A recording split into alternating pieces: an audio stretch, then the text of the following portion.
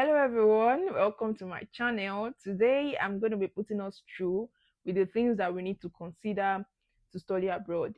By deciding what country we want to go to, we'll be deciding loads of things for our life. You know what?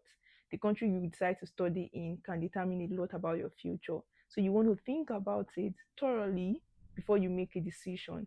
And that is why today I'll be helping you with the things that you need to think about, like what you need to consider before picking a country you want to study in. Right? So let's dive right into it. So first, um, I have written out some things in my diary that I want to share with you. And this is first the rate of deniers and acceptance from people from your country for this particular country. You want to check how many people get denied, although you cannot have like an exact figure, but you want to check is the denial rate like on the high side? Is the acceptance rate on the high side?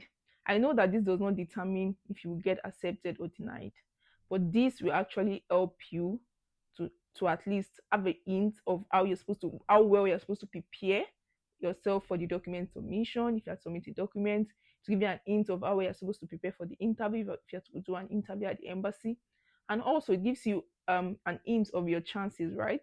Yeah. So this is number one. Number two, yeah, you have to consider the amount you want to spend, like living expenses. Yeah. When I say living expenses, you want to calculate your tuition. Do you want a tuition that is clean? Do you want a tuition that you can afford? How much can you afford? Based on this, you want to look at countries expense. Example, if you are financially buoyant, you might want to look at countries. You want to look at universities in the US, or where fees can range from over $20,000, or maybe in the UK where fees can range from over £11,000. And if you know that you're not financially buoyant, you want to look out for countries that provide international financial aid, yeah, to people or to students that are coming to study like from other countries of the world. You also want to look at countries that their universities are quite cheap to study in. Like in Europe, it's quite cheap to study in Europe. So yeah, even some schools you can get courses that are as low as €1,000. Yeah. So you want to consider these things before choosing a country, right? Yeah. It's also quite expensive to study in Canada. Yeah, I must mention that. So you must think about these things. Also, you have to consider immigration policies. Yeah, this is quite important because during your stay, most times people try to take up jobs.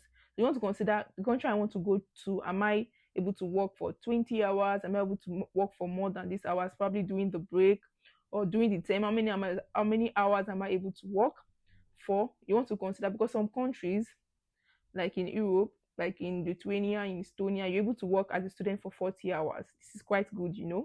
But in other countries like Germany, like in the United Kingdom, you have restrictions that your students work for just 20 hours. Although these hours can extend during the break, but yeah, you want to take these things into consideration before deciding on where you want to study, what country you want to study. Right? Don't just say I want to travel to Germany because I love Germany. No, think about it. Look at all these things. Consider these things. Also, you want to look at post-study visa. Yeah, because after study, most times most people just want to stay in the country. They are falling in love with the country. But think about it, like what is the post right now, what is the post-study immigration policy like what is the post-study policies like for staying after study? Is there even like a pathway to stay? Am I able to find a job with my course in this country after study? Is it viable? From the look of things, can I get a job for the course I want to go and study there? So consider all these things. Also, you want to consider, yeah, um, you want to consider the application fee in some countries. Yeah.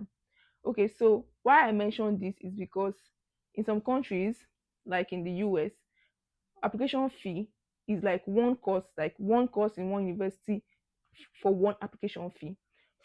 Yeah, and in Europe, some universities allow you to apply for two courses, that same application fee. Your application fee is one, but you can apply to two courses or even more in the same university or even other universities in the same country.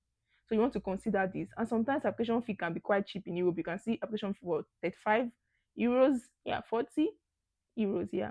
So you want to consider it, right? So think about these things before making any decision.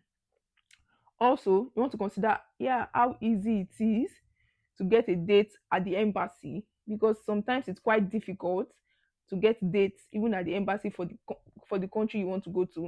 And that's why some students, they get admitted but they can't even get a date. That's the most important thing. And they will not, because by the time they will get a date, the session has begun, and they will be like, what do I want to go and do by this time, that kind of thing. So you want to think about it. Yeah. So also, you want to consider a country where you can actually, if you have like a family, you want to consider a country that you can take your family along with you. I think Germany and Canada is quite favorable when it comes to this, taking your family, yeah, along with you. But also, if you don't want to take your family, maybe because it's going to be quite expensive for you, because of the financial proof and everything, you want to consider a country that after study you can actually bring your family, right? So think about these things and consider the school, the country. Okay. Also, yeah, you want to consider a country that you have the appropriate documents. When I say appropriate documents, I mean countries that you do not need to like spend extra on legalization. Example, if you want to study in Latvia, you want to study in Poland, you need to legalize your documents. Not just these two countries, even so many countries, you need to legalize your documents. And these things can be quite expensive, right? So, and if you legalize your documents or you don't get admitted, or maybe you got admitted, you don't get the visa, you have wasted that money. So you want to think about countries that you can go to without legalization of documents.